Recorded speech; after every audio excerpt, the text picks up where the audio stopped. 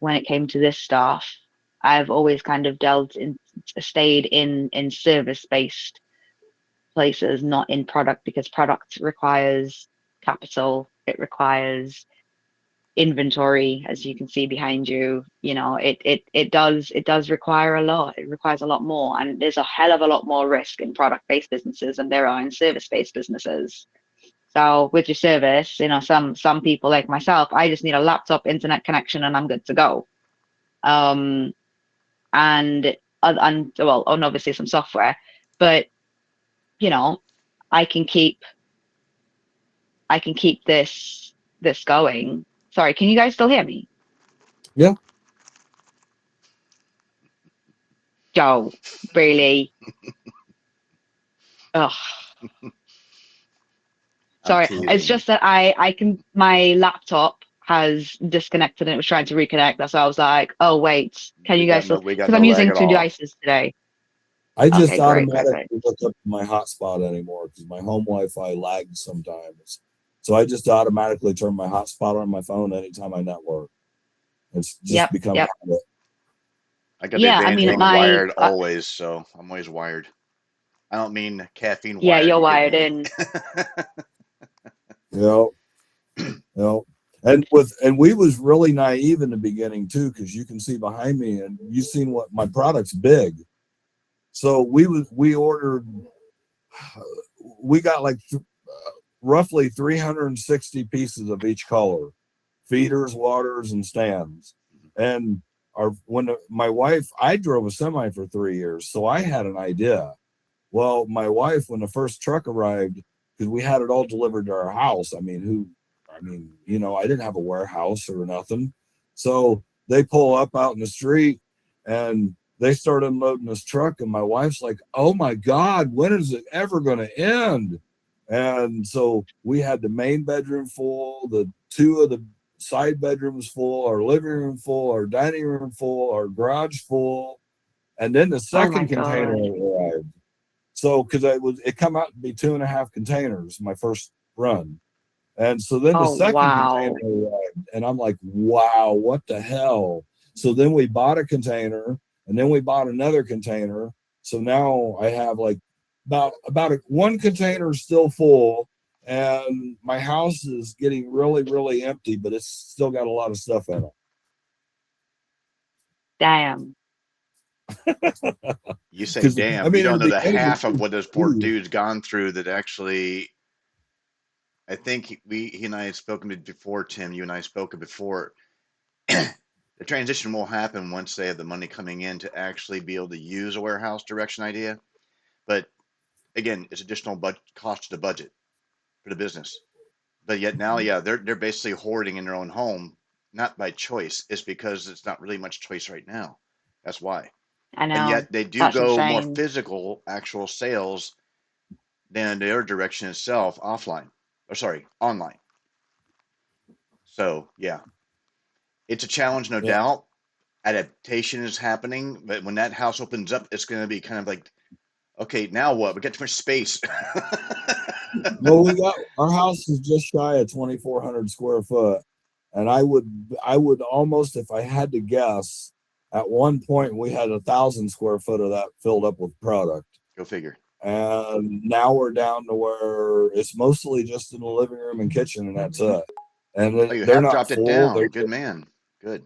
Yep, and they're not full, but well, the thing is, we slacked last year on shows because my wife hurt her hip and couldn't get around as well. Makes sense. And with my product being big, it's hard to do shows because the stock, you can only stock so much in a 10 by 10 space. Yeah.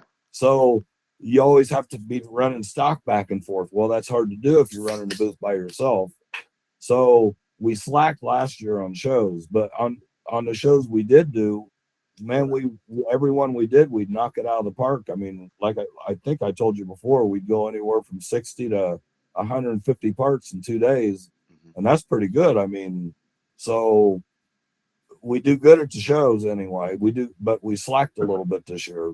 This year here, I'm already planning, and I'm hoping to do 2 shows a month every month for the whole year. We'll see how it goes. I like it. I like it. So, I mean, I'm just gonna come out and ask. So, this new marketing company that you're thinking of, you're moving from your fourth to your fifth. Um, why are you moving? It's just the same thing, the same problem we've had. Actually, with each marketing company, we've had its own issues. The first marketing company we had was lack of communication. I mean, I, I mean, you could beg them and nothing. I mean, it was nothing. So, and it wasn't cheap. So, and then we moved on to our second marketing company, and then it wasn't so much, it was lack of communication, but it was lack of understanding. They kept pushing drop shipping. Well, then but we still wasn't making any sales, and I had to learn drop shipping. So then we went to the next one, and they kind of pushed drop shipping too, but we still wasn't making any sales. And I started focusing more time on drop shipping than my own product. And I didn't really care about the drop shipping stuff. All I cared about was my stuff. But they didn't seem to care that's how I cared. So then we went to the third place or the fourth, whatever, and it was kind of in a way the same thing. And then we did Harrington. Yeah, then I actually flew out to LA last Christmas, and the Harrington crew with the Shark Tank, Kevin Harrington, if you know what I'm talking about. Okay, I flew out to LA. Me and my wife flew out. We took one of our products with us, and we flew out. We met with him and his team. It's Harrington Enterprises or something, and they decided to partner up with us, kind of in a way. It ended up costing us $30,000 for the first 90 days, and they made all these promises that they was going to move all this product. And although they moved more product than anybody else we've been with, they was making sales. We was moving about 5 a week average online, which I mean, it isn't a lot, but damn, it's a whole lot more than 5 every 2 months. So, I mean, and that's just online. We do good face to face, but regardless, they did good. Well, at the end of the 90 days, they wanted to go into phase 2. Well, the phase 2, they wanted $80,000 up front. They wanted 10% equity in my business. They wanted 10% of my profit. They wanted $5,000 a month ad spend. And of that $5,000 a month ad spend, they wanted 10% of it.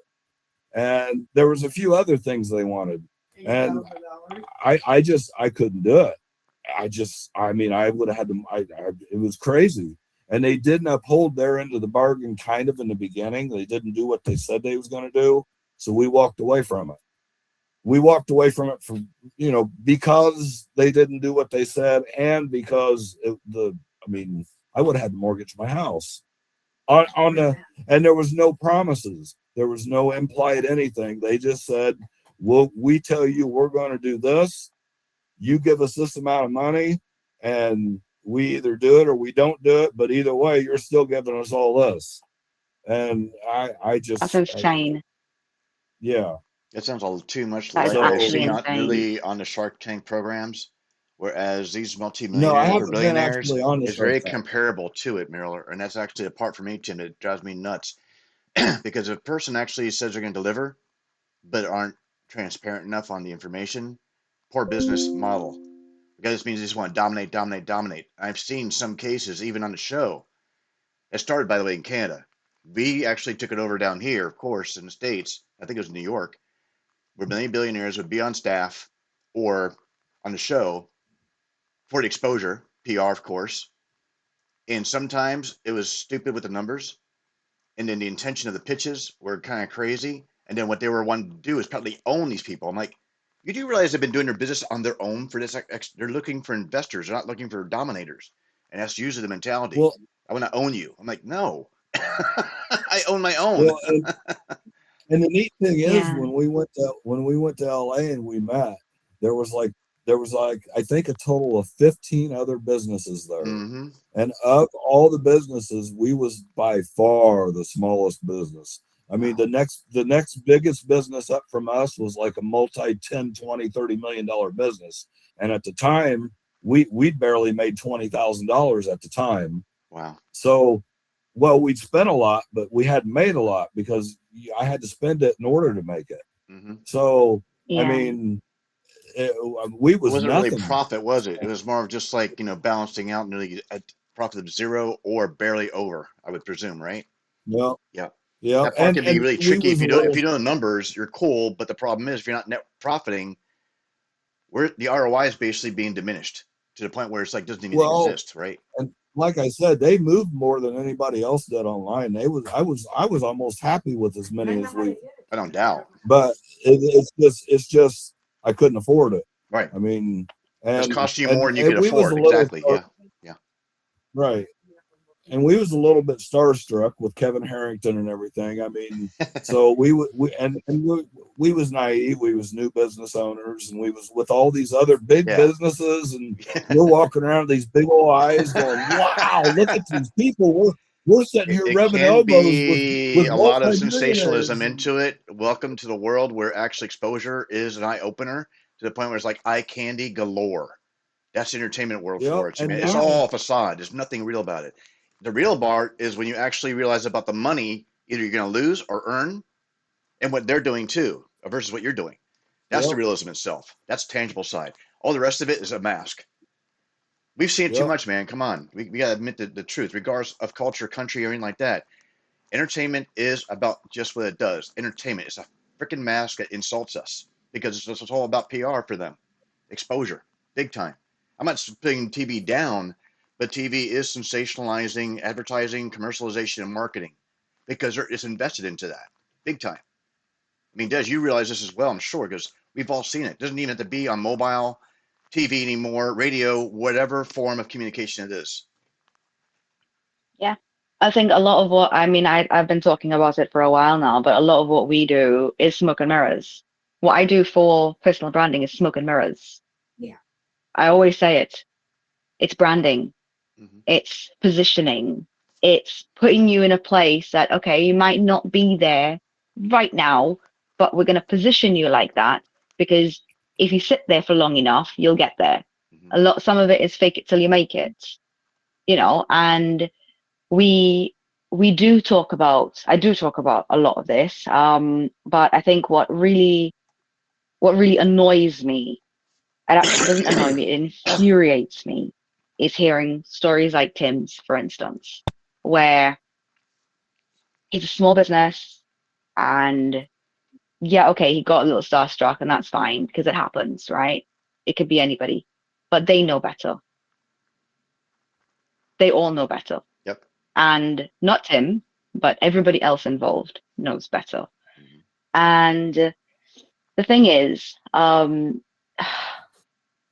it's easy for us to say, oh well, nobody put a gun to Tim's head to spend that kind of money, right? But because they've positioned themselves as a person to trust, they've positioned themselves as a figure of authority. Therefore, it is our instinct to trust mm-hmm. that they will live up to what they're saying, because they have been put in a position of authority. They have been positioned that way. They've been placed there.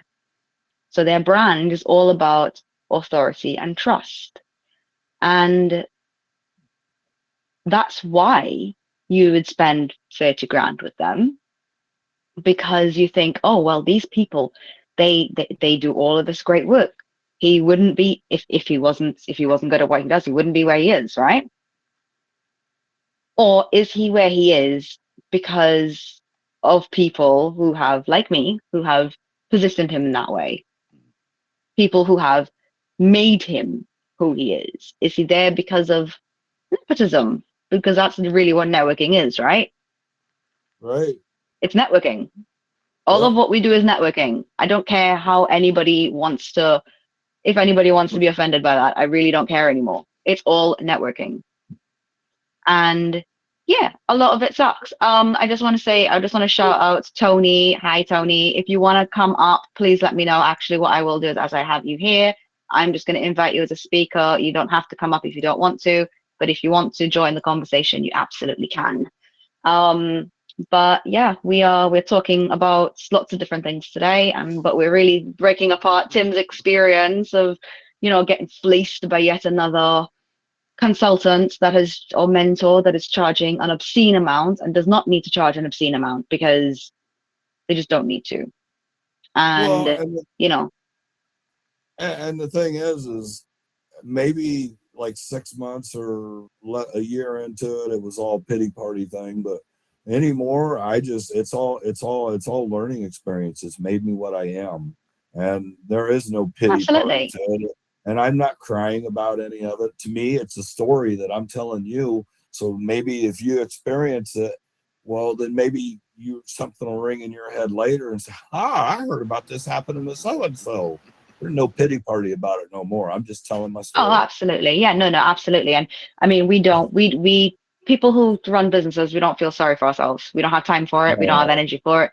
We can't. But yet we're We just got to still keep going. sadly human. We still do have our emotions. They suck, yes, but they also can be the learned lesson. I've had my share, Tim, but actually I've had my losses doing it on my own before I even started networking within the last 5 years itself, in person mostly. Now that the virtual came in, I was like, well, I could stay home. I could, and really, dude, I'm even embarrassed wearing a t-shirt here. I don't care, but because I woke up late today.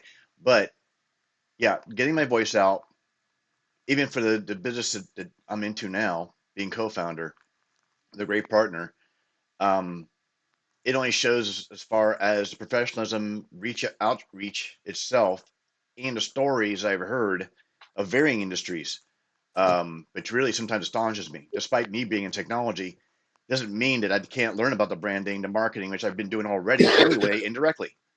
And yeah, there are scams, there are cons, there are potential risks without question.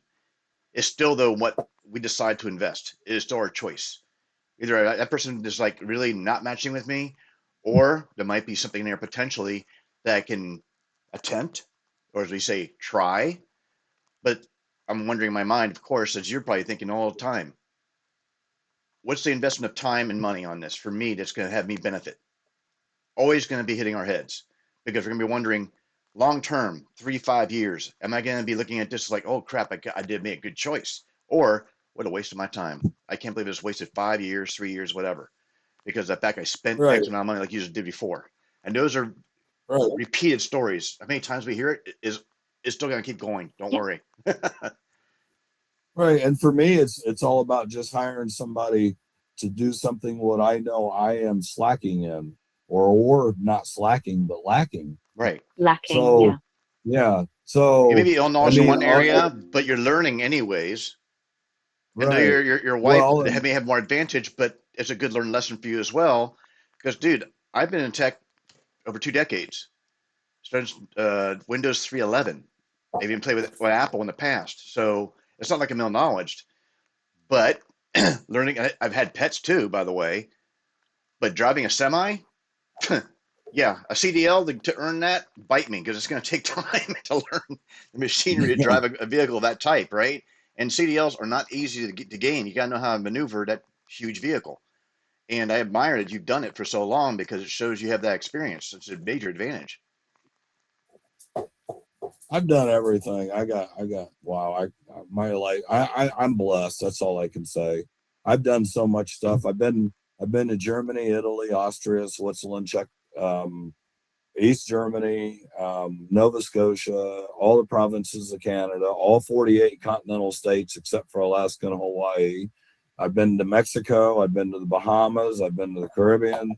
And that's just from a normal guy that worked at a factory all these years. I waited to have kids, and so I had the money to spend to do things. And in the beginning, I had jobs that allowed me to travel, and so I mean, yeah. And because in the army, I was stationed in Germany, so I drove from Germany all the way down through Switzerland, all the way down to Pisa, Italy, and I got pictures of me up like this, up against the Leaning Tower of Pisa, and Nice. and I mean, I'm blessed. I no matter what happens to me in life or my business, I'll go to the grave knowing that I've lived a blessed life. Can't say you've not been And around. I'm not a really religious person either. So, I mean, blessed more in the sense that I've done a lot. I love that, Tim. I love the fact that, no matter what's happened, you do take a positive spin on it. And, it's refreshing, because even when, I'm like, I get angry. I really get angry when I hear experiences like yours, because again, these people should know better. And even with myself, like, I am very, very conscious to make sure that no matter what I'm doing, I'm not overcharging for people, because I'm like, I understand where you guys are coming from. I understand that, money doesn't grow on trees, and Money. Well, it's, the trees are the money. Actually. Yeah.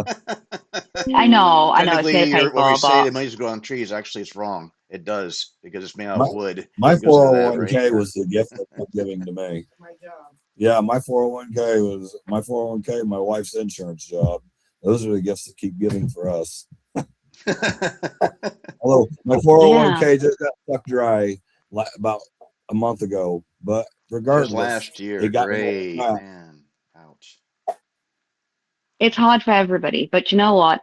I will say, I I'm going to say this as an agency owner, as somebody who owns a marketing agency. You don't need to hire a marketing agency.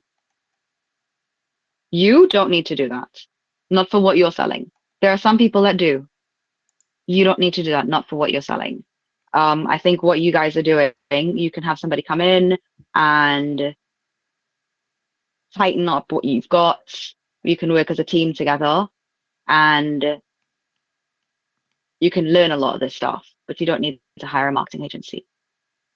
You don't Well, have to. I keep saying but I don't know how to even approach the subject like partnership and all that. I've never meant to be a businessman, so all that's new to me. And I mean, people say, "Oh, you need to go look for an angel investor," and you need to go. Well, I don't even know how to approach what I'm going asking somebody for money. That's all it is to me. I mean, and I don't know. We're making You it also on don't our have to own. have investment. You don't have to have investment. There are many businesses out there that have grown themselves off of zero investment. Um, None of mine have ever gotten investment for.